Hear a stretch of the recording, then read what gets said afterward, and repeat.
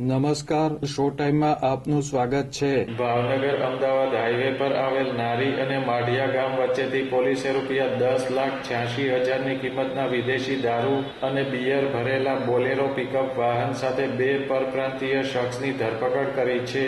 વાહનમાં રાખેલ શાકભાજીના જથ્થાની આડમાં વિદેશી દારૂ અને બિયરનો જથ્થો ભાવનગર પહોંચે તે પહેલા જ પોલીસે મુદ્દામાલ કબજે કર્યો છે।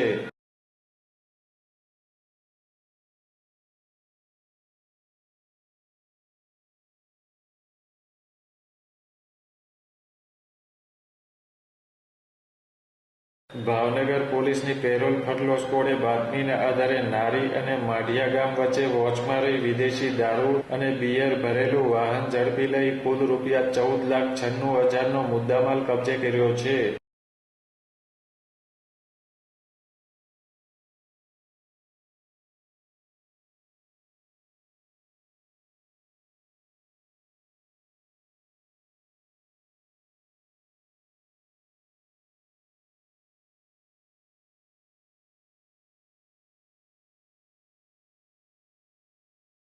પોલીસે 2 પરપ્રાંતીય શખ્સની ધરપકડ કરી દારૂની હેરાફેરીમાં સામેલ 3 શખ્સ વિરુદ્ધ વેળાવદર ભાલ પોલીસ મથકમાં ગુનો નોંધી કાયદેસર કાર્યવાહી હાથ ધરી છે।